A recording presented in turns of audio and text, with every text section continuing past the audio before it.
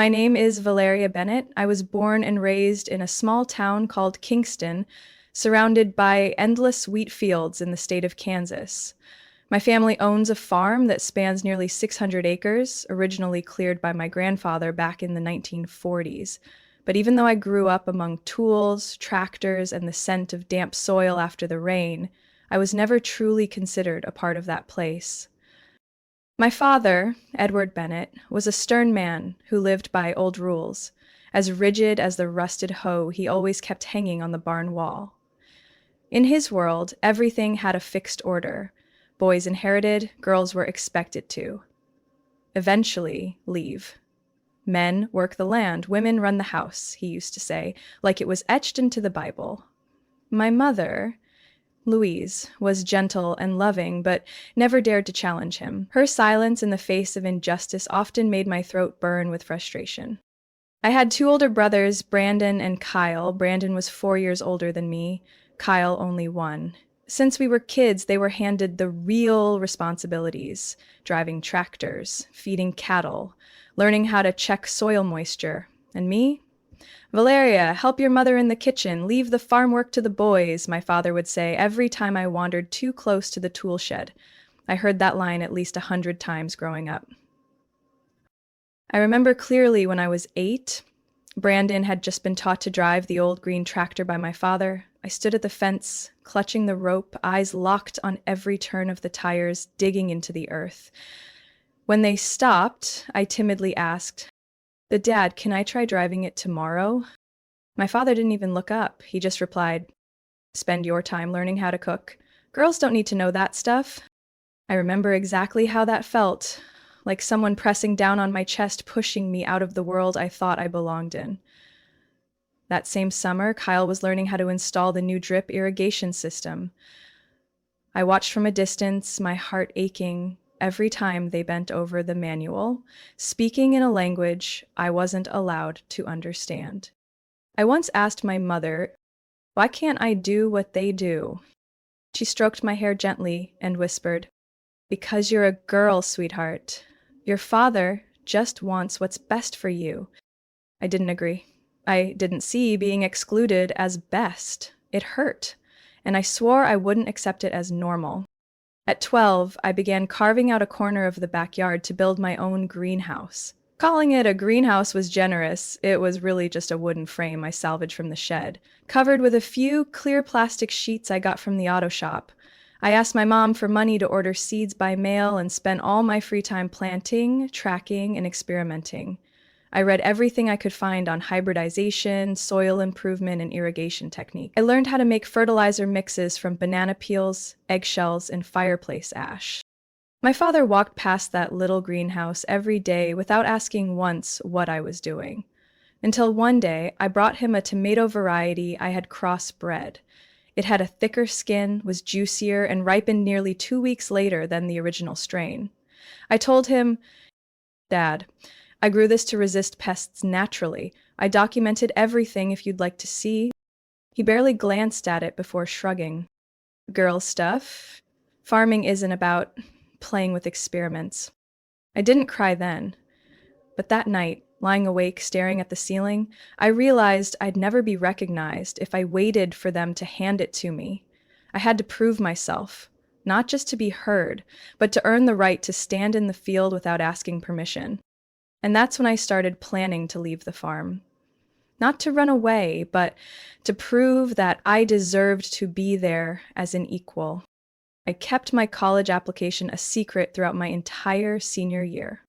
While Brandon and Kyle chose the predictable stay and farm path after high school, as if it were written in stone, I quietly worked on my essays late at night, once the whole house was asleep.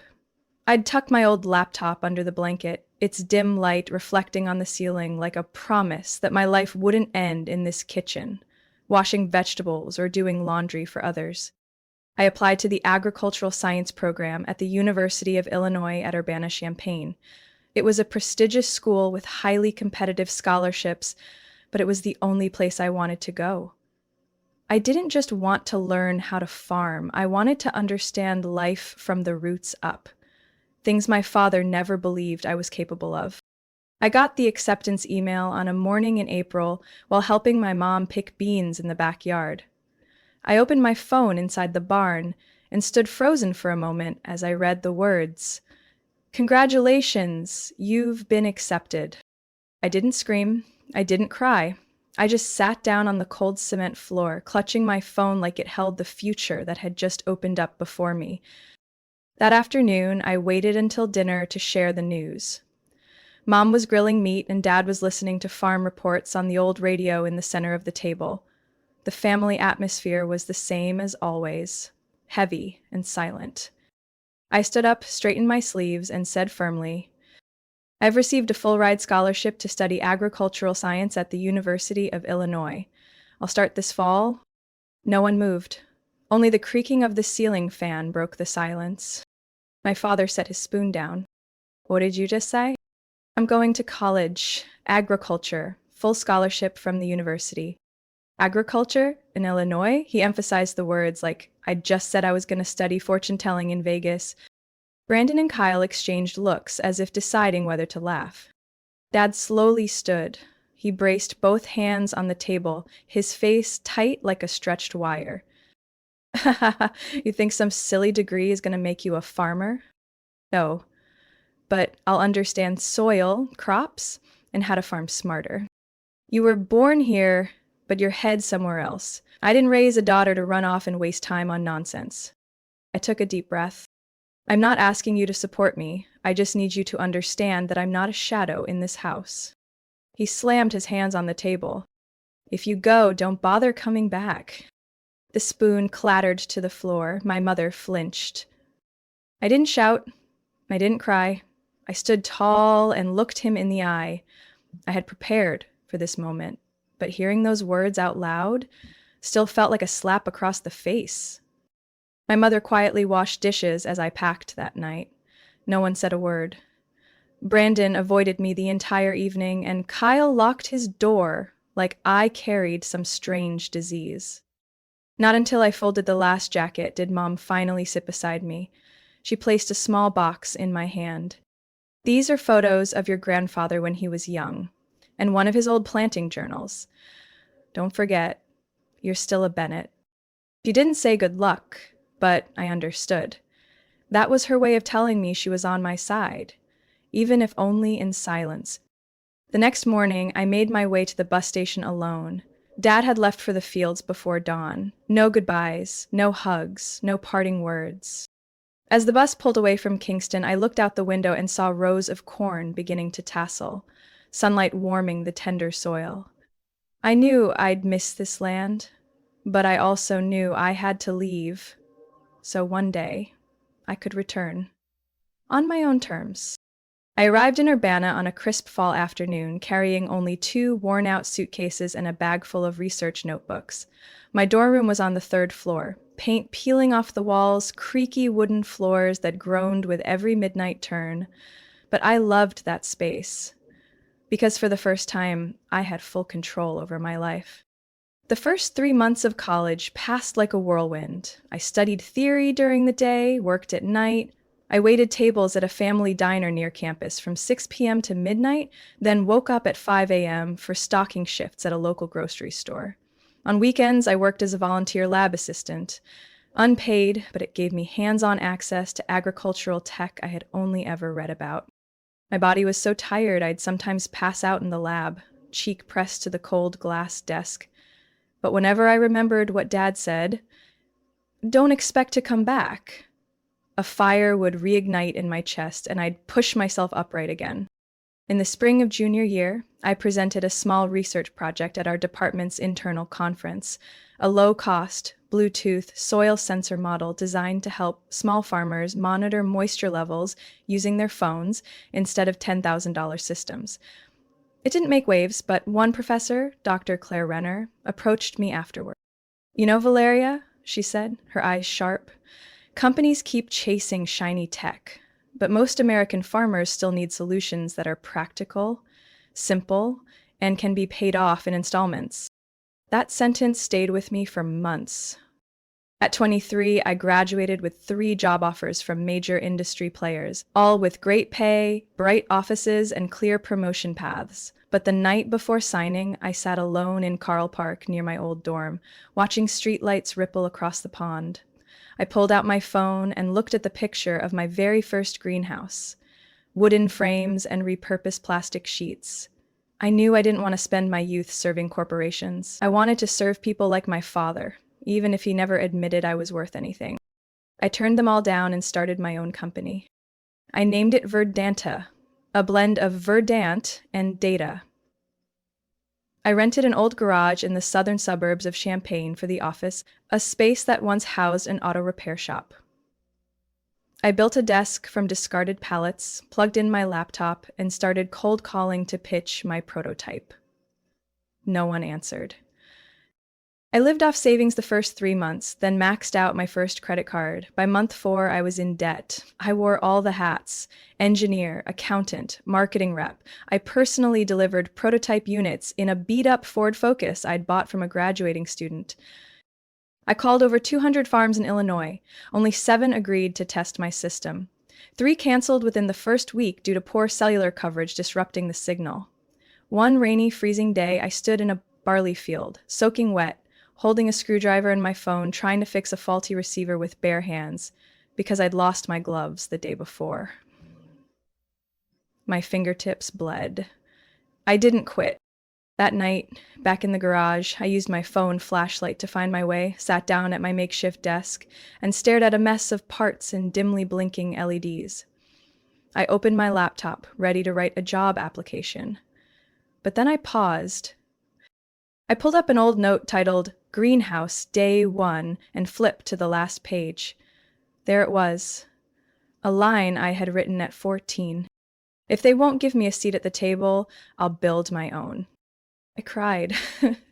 But the next morning, I showed up at the Bloomington Ag Tech Expo with a new version of the sensor. Smaller, cheaper, waterproof. I didn't have a booth. I stood in the main hallway and demoed the device to anyone who'd listen. The CTO of a farming chain in Iowa walked up, just as I was connecting the system to a pot of demo soil. "If this thing does what you say, I want to pre-order 30 units for our seed farms," he said. I almost couldn't believe my ears. A few weeks later, the first order was signed. I paid off my credit card debt by month 7, hired my first engineer in month 8, and by the end of the first year, we had customers in 4 states. I still ate instant noodles every night and slept on a couch in the office. But I knew Verdant was growing. In the 3rd year of Verdante, I got a call from an unknown number on a Tuesday morning. "We're the editorial team from AgriFuture Today, the Midwest's leading agricultural tech magazine. We'd like to interview you for our feature on women changing the landscape of American farming." I had to snap myself out of silence just to nod and schedule it. The article was published a month later with the title, "Valeria Bennett, From Childhood Greenhouses to Precision Irrigation for Modern Farms." The photo showed me standing in a test field in Indiana, holding a controller with sensors planted across rows of tall corn behind me. Holding that magazine in my hands, I felt an odd calm, not because of the recognition, but because I finally knew I no longer needed anyone's permission to exist. Then came a domino effect of events. A national conference invited me as a guest speaker for the panel Sustainable Innovation from Women-Led Startups. A major distributor in Minnesota signed an exclusive contract. Verdanta opened its first technical branch in Des Moines with engineers I personally trained. Looking back, I now had over 30 employees and customers across 12 states, from Iowa to Georgia. We built customizable smart irrigation systems tailored to local terrain and climate, saving between 20 and 35% of water usage each season while increasing yield through precise moisture and nutrient control. For family farms ranging from 50 to 500 acres, that was often the difference between survival and bankruptcy. Verdanta wasn't just selling a product. We were giving options to those who had long believed they couldn't afford to keep up with technology. One early June evening, I was reviewing contracts when my assistant, Leah, walked in with an unusually bright look on her face. "There's someone from Forbes who wants to schedule an interview," she said. I raised an eyebrow. Forbes, as in the actual Forbes. Yes, she nodded. They're working on a special issue, 50 female CEOs under 40 shaping America's future. And they chose you for the agricultural tech sector. I smiled, a bit skeptical. Do they know I still crash on the office couch during deadlines? Leah laughed. They know you're changing the way farming works. That's enough. The photo shoot took place on a farm in Kentucky, our first client to fully implement Verdanta's new irrigation system. I chose to wear a denim shirt, stiff jeans, and dirt-stained rubber boots. Because that's who I am. No business dress, no polished office backdrop. I stood in a soybean field, wind tossing my hair, and smiled. A real smile. The article went live 2 weeks later, the headline, in bold, "The Girl from Kingston Who Taught the Fields to Think." Below it were hundreds of comments from farmers, ag students, and women in tech, people who said my story gave them hope. But what surprised me most came from somewhere else entirely. One Friday afternoon, a package arrived at the office with no return address. Inside was a handwritten note, a piece of old cloth wrapping something small. I unwrapped it. It was a model of a vintage John Deere tractor, identical to the one I had given my father at 17, before I left home. Back then, he didn't even open the gift. Now it had found its way back to me. Attached was a tiny paper scrap written in pencil. "The farm's using Verdanta now. Your mom says it's really working. Dad." I sat still, hands trembling. No apology, no praise. But I understood. For someone like him, that was everything he could bring himself to say. I folded the note and placed it in the wooden box inside my desk drawer, among the most valuable things I own. Recognition doesn't always arrive under stage lights. Sometimes it comes quietly, like an early rain soaking into the soil and making something, however old or hardened, start to bloom again.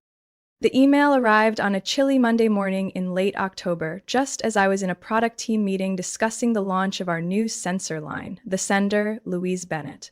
I thought I was seeing things. The subject line was simple. "Your father's 60th birthday, we hope you'll come." I didn't open it right away. I left that email window floating on my screen like a ghost from the past had slipped into my system. In over a decade, I hadn't received a single message from my mother, aside from a few short texts when I first left for school, then silence after I founded the company. No Christmas cards, no congratulations, nothing. I opened it later that evening in my private office. "Valeria, your father turns 60 on November 18th. The family is holding a small gathering at home. If you can make it, I believe it would mean a lot, not just to your father." That was it. No explanation, no "how have you been," as if the years I'd spent being treated like a stranger had never existed. I stared at the screen, my hand pale from gripping the mouse too tightly. Every bit of logic told me to ignore it, but some quieter part, the part that still longed to hear my father say, "I'm proud of you," felt unbearably heavy. That night, I called Leah, my assistant. "Find me a model of the 1958 Alice Chalmers D17 tractor. What do you want it for?" "My dad had one. He used to call it his second wife. I want to send him a miniature." She paused for a moment. "I'll find one in original paint. Die-cast metal." 3 weeks later, the gift was ready. Carefully packed in a small wooden box lined with velvet, etched with the words, "For the man who taught me the sound of soil breathing." On the 17th, I flew into Wichita, rented a car, and drove straight to Kingston. The same endless wheat fields, the empty highway, and the weathered sign.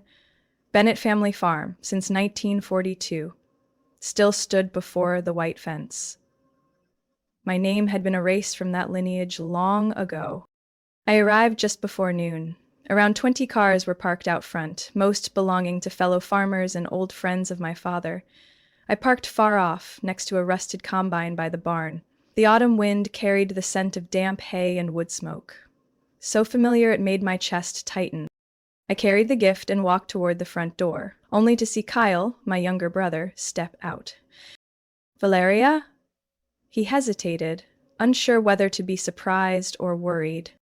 It's me. His eyes flicked to the box in my hands, then back at me. Everyone's out back. The tables are in the yard. Mom said you might come. I nodded. Kyle turned and walked away without another word. I took the garden path around the house, the same narrow dirt trail I used to sneak off through when I didn't want to wash dishes after family dinners. The scene ahead made me stop in my tracks for a second.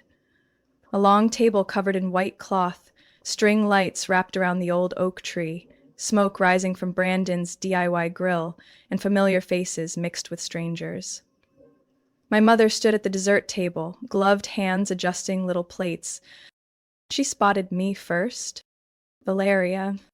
I nodded. She removed her gloves and came over to hug me, slightly, not too close, like she was afraid to break the fragile layer I'd wrapped around myself.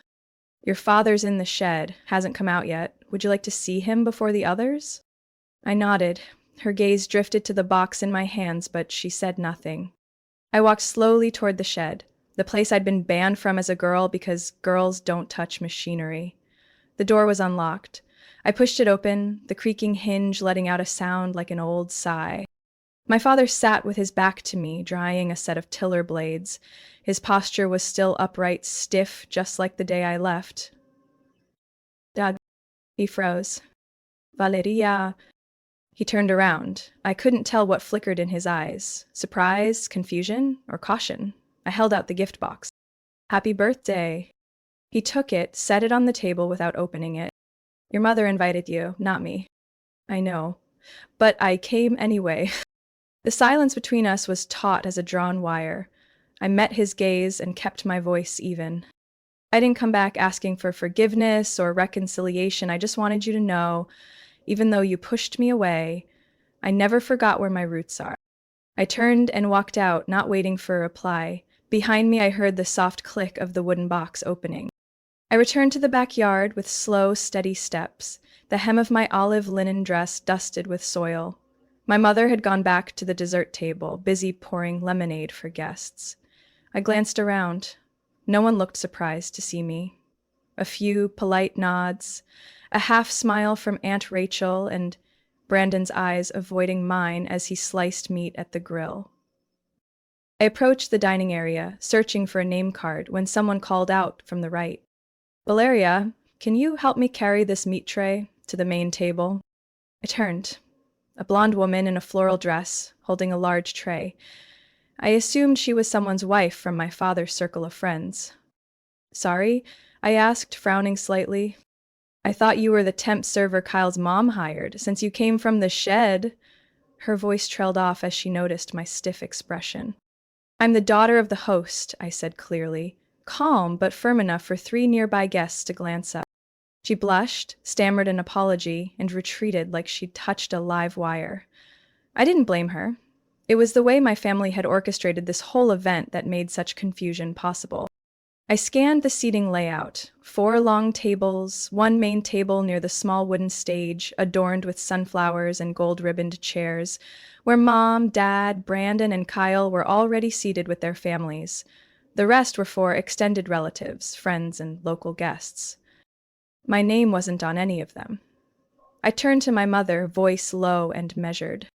Mom, where am I sitting? She hesitated. Probably the last table near the porch. Kyle arranged the seats. I didn't interfere. Thought you might arrive late. I walked to the far end. The table sat beside the trash bins near the porch, just outside the reach of the string lights. It was the only one without a tablecloth. One of the chairs had a broken back, poorly masked by an old cushion. No name card, no matching silverware. Just an opened bottle of water and paper plates, clearly passed down from another table. I wasn't angry, just felt something cold crawl down my spine. And it wasn't the wind.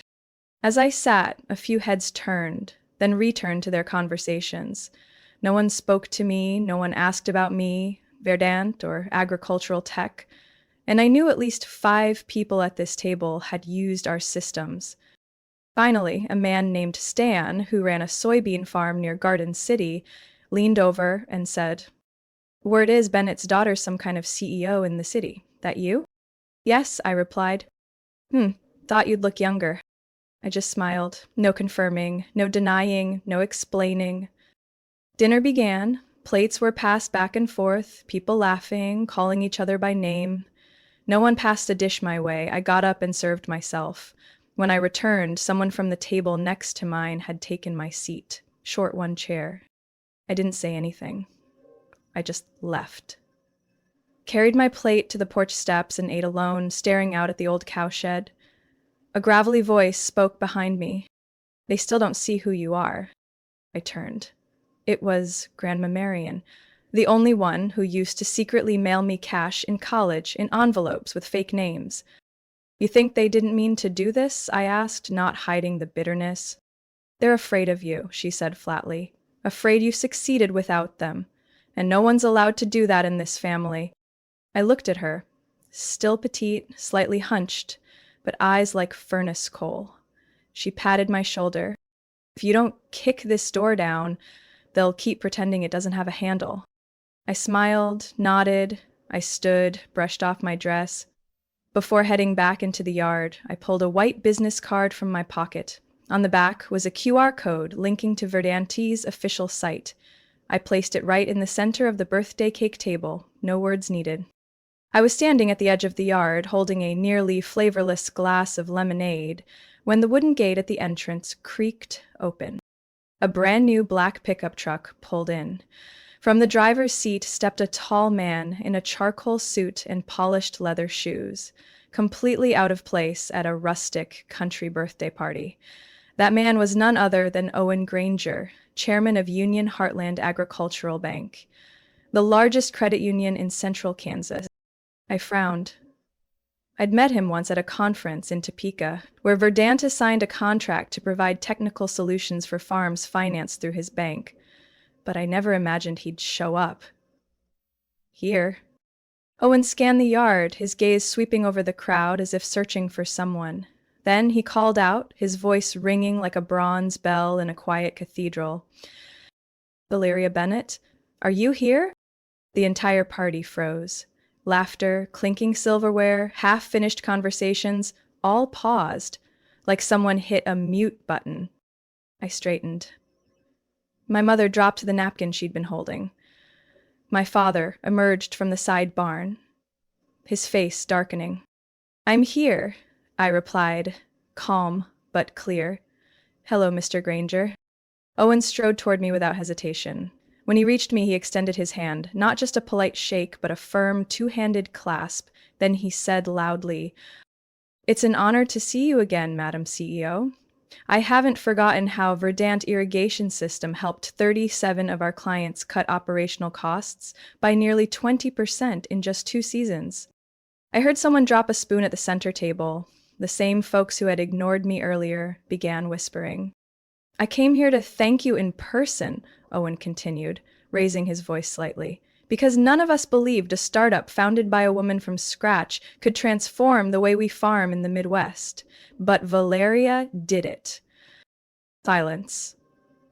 My father's friends, older farmers with graying hair, now looked at me with expressions I'd never seen before. Surprise, unease, and a hint of respect. Owen pulled out a rolled-up magazine from his inner jacket pocket. He opened it and held it high, the latest issue of Forbes with my face on the cover, standing in a field of crops.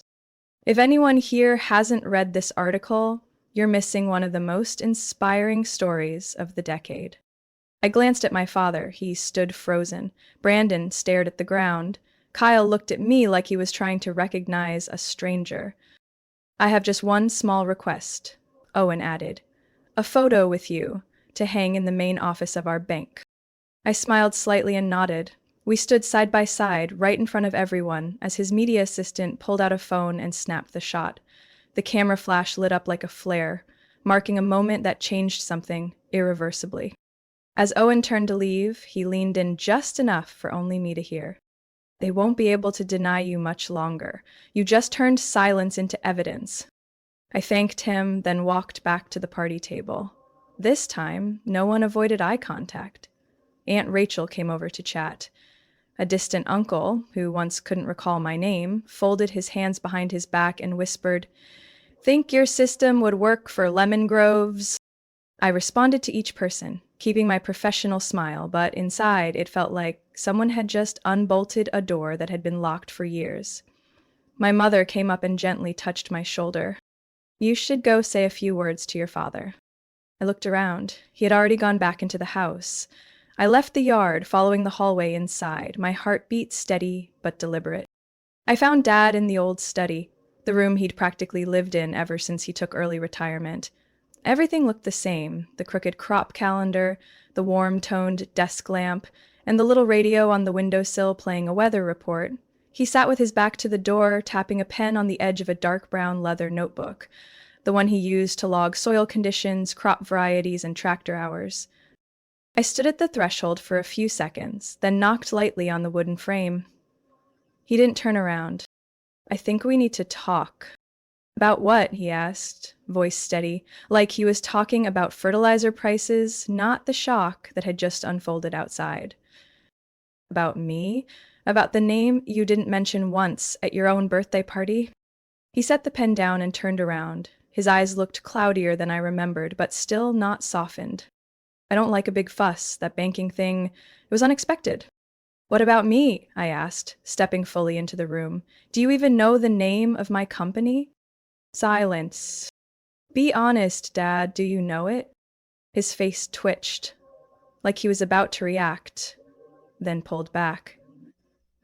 He didn't lie, but he didn't admit it either. I nodded. I figured, even though Mom clipped the articles and left them in the living room drawer, even though I sent you the magazine, the handwritten letter, the video of my keynote at the Climate Adaptive Seed Summit, and yet you, the man who once memorized the pH levels of every field, can't remember 3 words: Verdantic Technologies. "The name doesn't matter," he said, avoiding my eyes. "Not to you. But to me, it's everything I built from the ground up. No inherited land, no family machinery, no recognition from the place I was born. And you didn't bother to look at it, not even once." I spoke without raising my voice, without bitterness, just placing things where they belong. "Why?" I asked, more slowly. "Because I'm a woman? Or because I didn't do it your way? Because you left? You chose to leave the farm, chose a different world," he said, finally looking me in the eye. I didn't know what to do with that. "So you acted like I never existed?" No reply. I took a deep breath and stepped closer. "I'm not here for forgiveness. I'm not here for approval. I'm here to say this. I'm not that little girl standing at the fence watching Brandon drive the tractor anymore. I'm someone who built her own fields on her own terms. And if you can't see that, I can't keep trying to make you." He went quiet. I placed my hand on the desk, gentle but firm. "I won't come back if everything remains silence and exclusion. But if this is where my family lives, I want to show up as a daughter, not a stranger stuck at the spare table by the trash bin." My mom was standing at the door. I hadn't noticed. Her eyes were red, but not crying. "Richard," she said, using his name in front of me for the first time. "I kept every letter from her in the drawer, waiting for you to read, but you never opened them. I've been quiet long enough. Today, I'm standing with my daughter." Dad frowned. "You're siding with her against me?" "I'm not against you," Mom said, her voice trembling. "I'm correcting you, fixing the old view that made us lose our most capable child for 10 years. He turned away, didn't reply, but his shoulders dropped, just slightly. "Brandon and Kyle," he said, "they protect the land, the tools, the tradition. And I protect the future," I said, softly but clearly. "We don't have to be the same to be part of the same family." A heavy silence settled. Finally, he nodded, a slow, weighted nod, and muttered, "Verdanting. All right, now I know." I pressed my lips together, not an apology, not affection, but a beginning. I turned to the door, not looking back. I'll call when I'm ready. Next time I come back, I want to walk in through the front door. All right, he said, his voice dry, but no longer cold. Mom placed a hand on my shoulder. Thank you for not giving up on us. I turned and smiled. I just didn't give up on myself, Mom. The rest, if they want to keep me, they can. If not, I won't hold on. And that's how I left the house that once held my memories captive, no longer feeling burdened. I had said what needed saying. The rest was up to them. From a girl dismissed by her own family, Valeria rose on her own to build Verdanta, a pioneering agritech company that transformed the lives of thousands of farmers across America. She didn't need recognition to begin, but she used her success to reclaim her rightful place in the family. Valeria's journey isn't just one of intelligence and determination.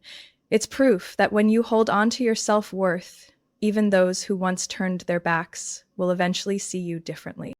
What do you think about Valeria's journey? Should she continue to reconcile or keep her distance to protect herself? Share your thoughts below and don't forget to follow the channel for more powerful family stories.